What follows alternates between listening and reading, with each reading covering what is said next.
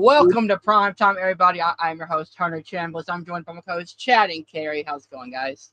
Going great. Going great. And we are here to announce our 31 days of Primetime.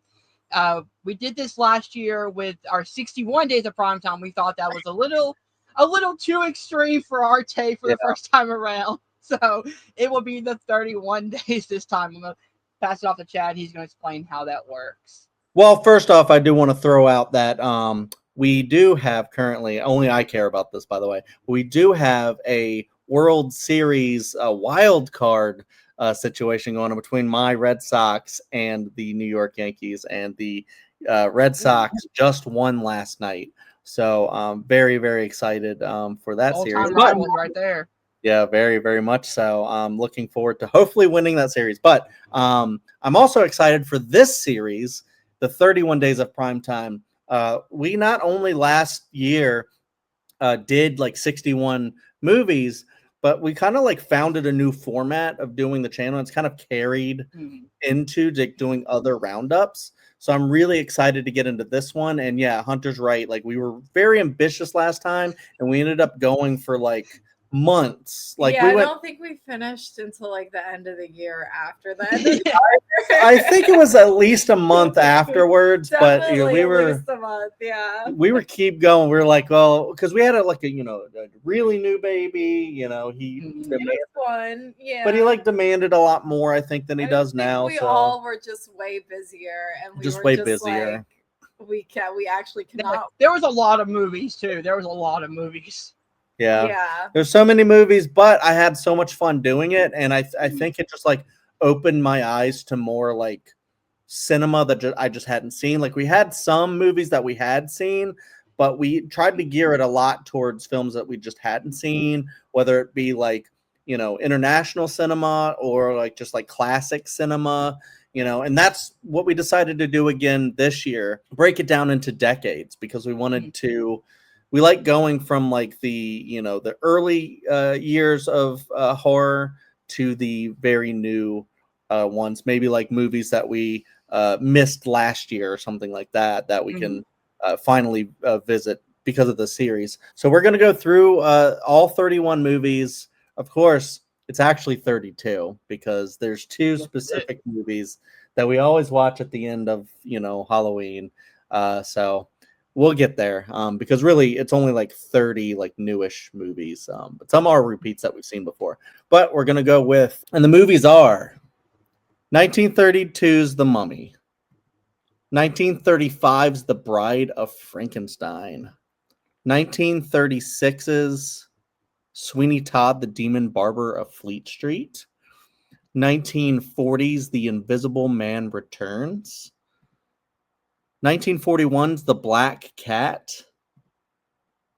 1944's The Uninvited, 1951's The Thing from Another World, 1954's Creature from the Black Lagoon, 1958's The Blob, 1960's Black Sunday, 1963's The Birds from Hitchcock, 1965's Repulsion, 1974's Phantom of the Paradise. We're doing a little bit of a franchise thing here. You'll see in a second. But we got 1978's Damien, Omen 2. And then we have 1979's When a Stranger Calls. We have 1980's Dress to Kill. And then here you go. Here's the third one. Omen 3, The Final Conflict from 1981. And then we have from 1989, Pet Sematary, Stephen King. 1994's Mary Shelley's Frankenstein. Very interested in that one. I think that's Kenneth Branagh, right? Yep. And then we have Urban Legend, 1998. I wonder if you put that one on. And then 1998's Beloved. And then you have 2002's Resident Evil. I love this. I actually haven't seen any of these, so I'm really interested. I've seen like the end sequels, but yeah. Then you have 2000's What Lies Beneath. And then you have 2009's Jennifer's Body. Such a good film. 2010's The Wolf Man. Would You Rather from 2012. Unsane from 2018. We had Soderbergh give us, a couple really interesting movies this year. So let's visit an older one. Oh, Unsane. yeah. Then we have 2020's The Invisible Man. Should have been nominated for Best Picture. Just saying. 100%. And then you have Bodies, Bodies, Bodies from 2022. Say that 5 times fast. And then you have 2023's Red Rooms. And then, as I was talking about, we have Hocus Pocus and 1978's Halloween. Yeah. And, that's really like we always like end, with the last two. So we'll probably do another video at the end just where we talk about those two movies, even though we've done that before. But, we just love, maybe we'll drink and just have a blast talking about them. That would be fun, actually. Maybe play some clips. I don't know. Whatever we can get away with, YouTube will allow. Yeah, guys, I'm excited for this. What we did was we all last time we all I think did 6 movies each. Yeah. Wait. No, we each did. Oh my God, no. We each did 2 movies from each decade. So That's right. Each decade we had 6 movies. That's right. This year we each chose one movie for each decade. We have 3 movies. 3 movies. That's what I was trying to say. Yeah, I was like, yeah, the number 6 is in there somewhere. Not 6 is in there somewhere. It's not 3 of them 6s. We're not trying to summon Damien here. 3 6s in someone's head. In the movies that we're watching 2 Omen movies. This is in someone's head. Yeah. Oh, yeah. On someone's head. On someone's head. Yes. Have you checked Elliot recently? Head. Have you checked Elliot recently just to make sure? Yeah. Check boy. We don't have to. He's just a really good boy. We don't have to. Animals don't go crazy. Right? That's right. That's fair. That's fair. People don't jump out of windows when they see him. Yeah, his babysitters are all fine. It's all for you, Elliot. But no, I mean, I'm excited to get into all these, even the franchise ones, even the ones that aren't that well received. I'm excited to just kind of talk about them and, see if maybe we have some hot takes on these. Yeah, I'm so excited that I think I put Would You Rather on that list for the 2010s, I believe. Haven't seen it. Yeah. Haven't seen it. So it's so good. Like it's one of those movies that like Jeffrey Combs just gives a great performance in it. Like the entire film, he's just acting all crazy, and it's that shit crazy. I love it. Yeah, there's some other ones on here that I just haven't. I've been meaning to see forever, and just haven't watched, like What Lies Beneath and Red Rooms, the ones I put on. That's an interesting one. That's oh my God, who directed that one? What Lies Beneath? I believe it's not Zemeckis, is it? It is. It's Zemeckis. Okay. And then Dressed to Kill, I'm excited to watch because I love Brian De Palma movies. So speaking of Brian De Palma, I'm very interested to see if finally I can get Carrie to like Phantom of the Paradise, because it's a movie that I love, that I know a lot of people love, and that's why he put it on the list. Love it. I don't know, man. It just it's like so anxiety. Like there's so much going. It's like, so the film I in my mind compare it to is Brazil. If you've seen Brazil, okay. Like everything is just like so crazy, and it's just like the entire movie is going, and it's so like out. Like I don't know. I just can't. I just thought it would vibe with it. I just thought you might, because it's like. I might like it. Everyone likes it. Because it's like Phantom of the Opera meets like Rocky Horror Picture Show. Yeah. So I was like, it's probably. I've never seen this movie. I've never even heard of this movie, but that description makes me want to watch it. Oh man, I think you're gonna like it. Yeah. Most people like it. Yeah. I think it's just a me thing. That's okay. I'm very intrigued to watch Jennifer's Body again. That's just a guilty pleasure film for me. That's one that I kind of at the very start, because I actually worked at a movie theater when that came out, but I wasn't into horror so I didn't see it in the theater because I just wasn't into horror. I heard it wasn't very good, and it got just like one of those really bad raps of people just mismarketing and stuff like that. And this then movie now was definitely mismarketed. Yeah. And then now that it's kind of reclaimed and a lot of people talk about it highly, or some people do at least, I've grown like a much bigger appreciation for it, and it's now one of my favorite horror movies. And I'm excited because I want to try to see if I can get my niece to come over and watch it with us, because I think it would be like, she's in high school. I think it's like probably like the perfect, like, that'd be the perfect age. Yeah. To come watch and What movie? stuff. Jennifer's Body. Oh, Jennifer's Body. I think she would really, really like it. So, Young, So Kyle Gallner in like 2 scenes in the film randomly. Yep. And I'm excited for Hunter to watch Repulsion, because Carrie and I watched that recently, and I think That's Polanski, correct? I think that one's very good. Don't support Polanski, of course, but he made some good movies. Didn't we have Rosemary's Baby last year, right? Yep. Yeah, we did, A movie that Carrie and I really liked, that Hunter was a little bit more mid on. That was probably my favorite rewatch of that movie. Yeah. I think I've ever. Yeah. I think I watched that movie in the wrong setting. I want to rewatch it in the right setting. It's very anxiety inducing as well. So it's a very psychological. So yeah, if you're not in the right frame of mind, I would also say that same thing for Repulsion. He just has that way where it's just like, it's a very psychological with a lot of his stuff. So yeah. And then there's one more I wanted to talk about. Of course, I had to put Urban Legend on the list. I couldn't go with Scream, so I had to go with the other option. My other like guilty. You could have went with Scream. We could have talked about Scream again. I thought we did Scream last year. Did we not? I don't remember. Oh, maybe we did. I don't remember. I don't think so. I'm pretty sure we did. I'll look at the list. I don't think we did, but I could be wrong. It was a year ago. But yeah, I mean, Hunter, for some reason, randomly watched Urban Legend one time, and then he became obsessed with that movie.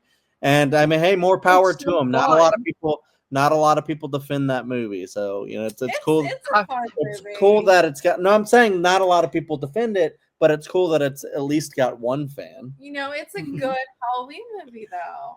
It really is. Okay. Yeah. Like, the cast itself is just insane. Like, does have a good cast. Robert Englund, Michael Rosenbaum, just Jared Leto, just like tons. I was like, is he gonna say Jared Leto or not? I don't know. I mean, she's like the main character, right? I think so. Like, just I don't know. This movie, I watched it when I was young enough to kind of. I watched it right around the time I first watched Scream all the way through for the first time. And I was like, oh, I can handle Scream, so I can watch this one too. And it just kind of snowballed into that 90s slasher era. You're just a Williamson guy. Yeah. But I will say also another one, Hunter.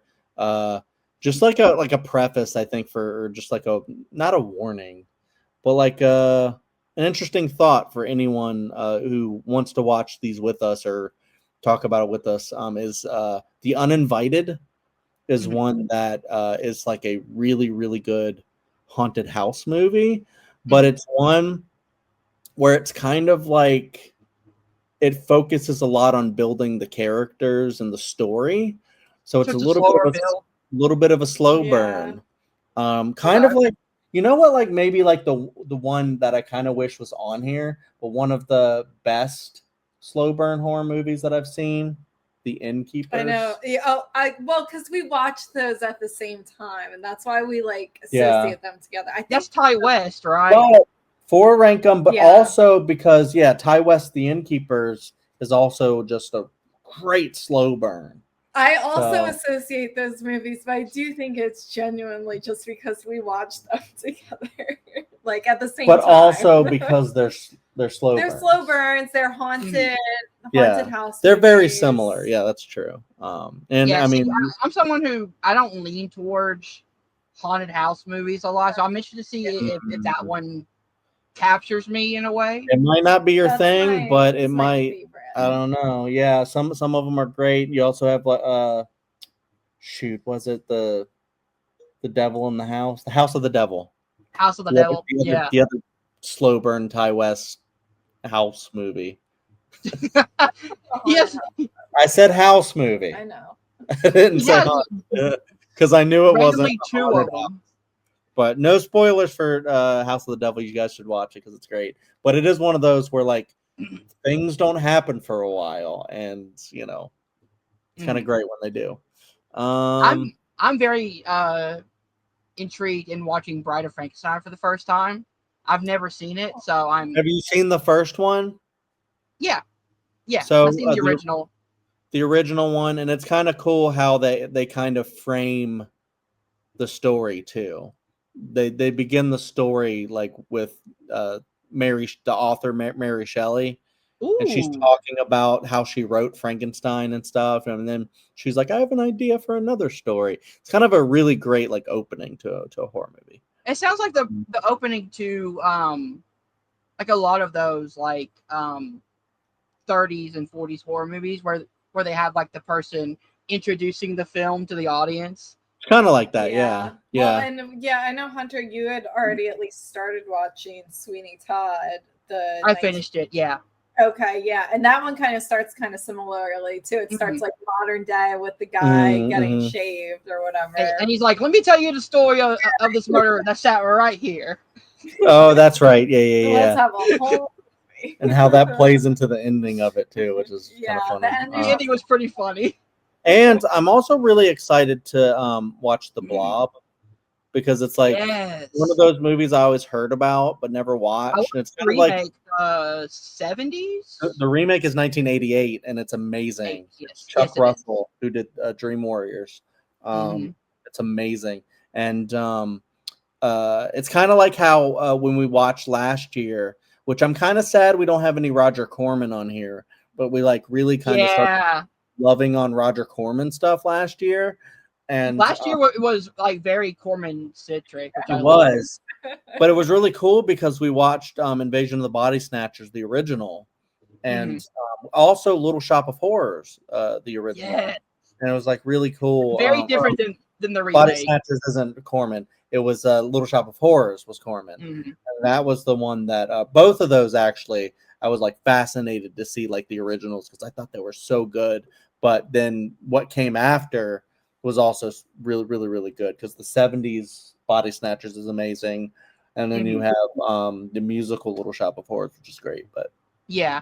And then, of course, like knowing me, I had to put Bodies on the list for my pick. Just a movie that came out of nowhere and surprised me about how fun it was. It harkened back to Scream for me, where the characters, it was dialogue, comedic, not action comedic. Yeah, I think what they did with that movie, with the characters, the dialogue, the camera, just the suspense of it, it was really cool. I only saw it in the theater, so I'm excited to revisit it. You know, I think I watched it 3 times since it came out. Nice, and I'm really excited because I remember Scream 6 came out that year, right? And that was Scream 5. Yes. Scream 2022 came out that year. Yep.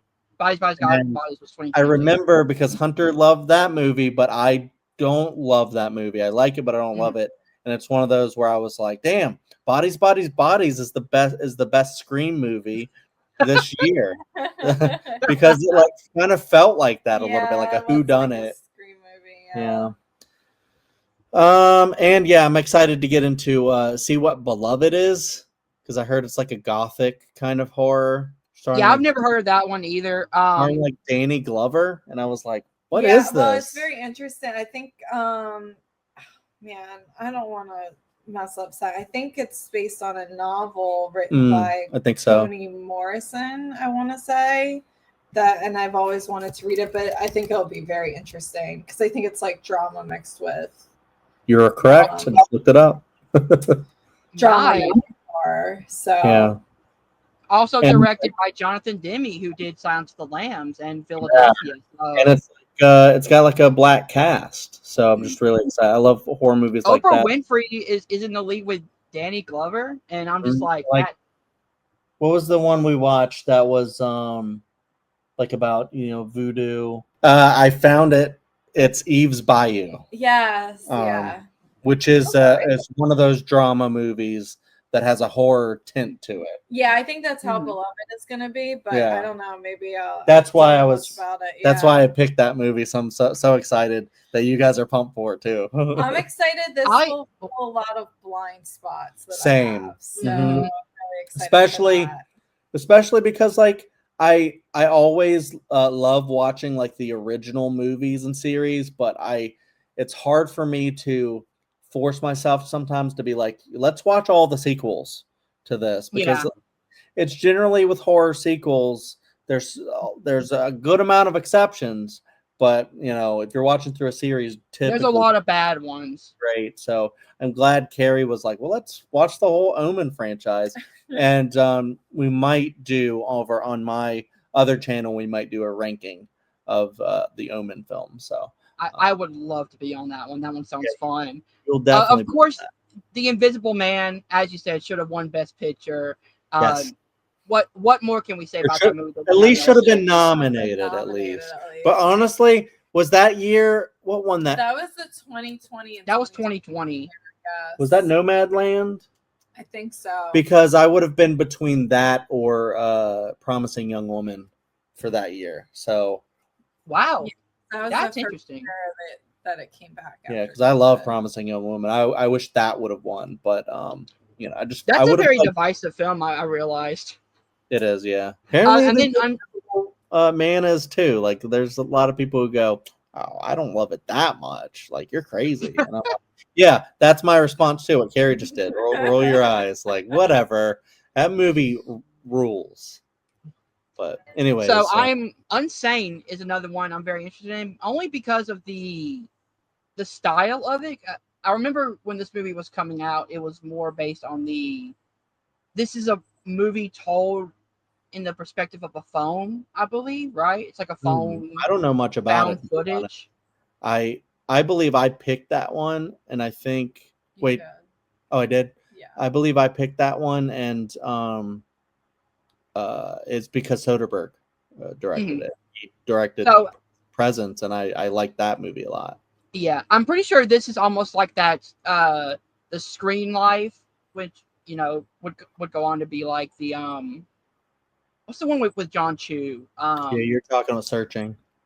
Yeah, Searching. Yeah. It's in the vein of that. Also great too. So yeah, Missing was great as well, but Unsane is kind of in that style where they use like phone and computer cameras and kind of ping off of them. So I'm interested to see how a horror movie works in that perspective, because Missing and Searching, I wouldn't really count them as horror. I mean, I count them more as kind of drama, they're like thrillers. Well, you've seen Host, right?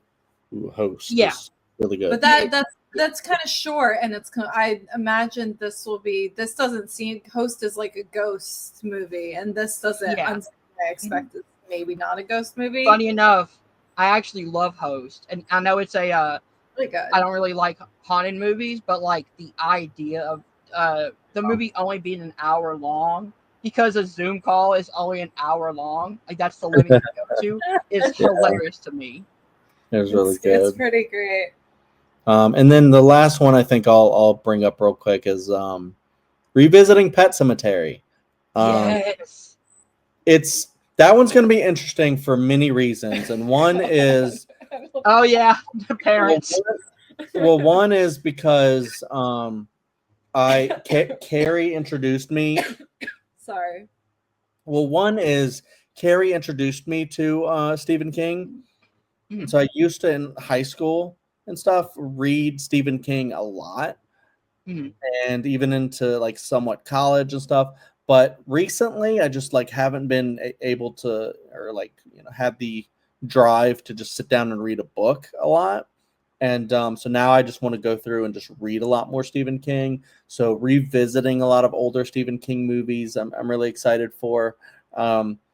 Plus, and I have read Pet Sematary, and it is one of the best Stephen King books. And so I don't think the movie lives up to that, but I am excited to talk about it on here. especially because you guys were basically reacting to the idea that it's going to be a lot harder for us to watch, and we probably will skip over the highway, the gauge scene, and there's like animal stuff, and yeah. But I will say we are going to get what is Miko Hughes. We are going to get a little cute Miko Hughes in a top hat at the end of it. So yes, we are. We'll be fine. And we're also going to get Herman Monster himself, Fred Gwynn. Fred Gwynn. Mm-hmm. Yeah. So I wouldn't go down that road. Sometimes dead is better. Yep. All right. I think this is a pretty good place to close out this. Thank you guys for watching this, but also just make this fun. We're going to try to release all of these in little batches of like 6. That's kind of what we do for a lot of the roundup. So I think that's what we're going to try to do. Give us time to watch. We're not going to do like one video per movie. That would just be too much to do. That would take forever. That would take forever. And, we wouldn't be able to release them day by day either. So we're going to do it like that. And, that this will give you guys incentive if you want to watch with us. And yes, please watch along with us. Also follow us individually on Letterboxd as well. I know Chad has his list of the 31 days the movies are on his list. So follow along with us right there, and we can also kind of just watch them together. Yep, absolutely. Yeah. Go ahead and close it out, Hunter. All right. So if you guys did enjoy this, please hit that like button, subscribe to Welcome to Primetime, and remember, stay scared.